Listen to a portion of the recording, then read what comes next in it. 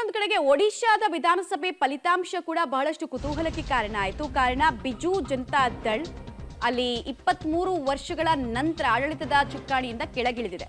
ಒಡಿಶಾದಲ್ಲಿ ಬಿಜು ಜನತಾ ದಳ್ ಧೂಳಿಪಟುವಾಗಿದೆ.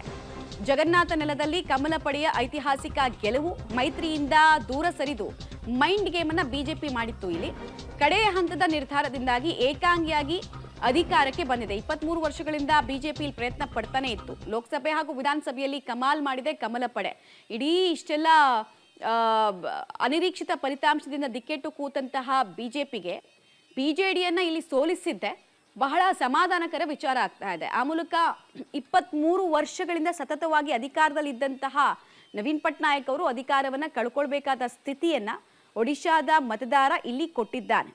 ನಾನು ಆಗ್ಲೇ ಹೇಳ್ತಾ ಇದ್ದೆ, ಒಡಿಶಾದಲ್ಲಿ ನಿರಂತರವಾಗಿ 25 ವರ್ಷಗಳಿಂದ ಆಡಳಿತವನ್ನ ನವೀನ್ ಪಟ್ನಾಯಕ್ ಅವರು ನಡೆಸ್ತಾ ಇದ್ರು. ನವೀನ್ ಪಟ್ನಾಯಕ್ಗೆ ವಯಸ್ಸಾಗಿದೆ ಮತ್ತು ಅನಾರೋಗ್ಯದ ಕಾರಣ ನಿವೃತ್ತ IPS ಅಧಿಕಾರಿ VK ಪಾಂಡ್ಯನ್ ಅವರು ನನ್ನ ಉತ್ತರಾಧಿಕಾರಿ ಅಂತ ಬಂದು ಹೇಳಿದ್ರು. ತಮಿಳುನಾಡು ಮೂಲದವರಿಗೆ ಅಧಿಕಾರವನ್ನ ಹಸ್ತಾಂತರ ಮಾಡಿದ ಭಾವನೆಯನ್ನ ಬಿತ್ತೋ ಕೆಲಸವನ್ನ ಬಿಜೆಪಿಯಲ್ಲಿ ಮಾಡಿತ್ತು. ಬದಲಿ ಪಕ್ಷಗಳು ಬಲಿಷ್ಠವಾಗಿರುವ ಪರಿಸ್ಥಿತಿಯನ್ನ ಕೂಡ ಅಲ್ಲಿ ಹೇಳಲಾಗಿತ್ತು. ಒಡಿಶಾದಲ್ಲಿ ಮೋದಿ ಜನಪ್ರಿಯತೆ ವರ್ಕ್ ಆಗಿದೆ ಅನ್ನೋದು ಬಿಜೆಪಿ ನಾಯಕರ ನಂಬಿಕೆ.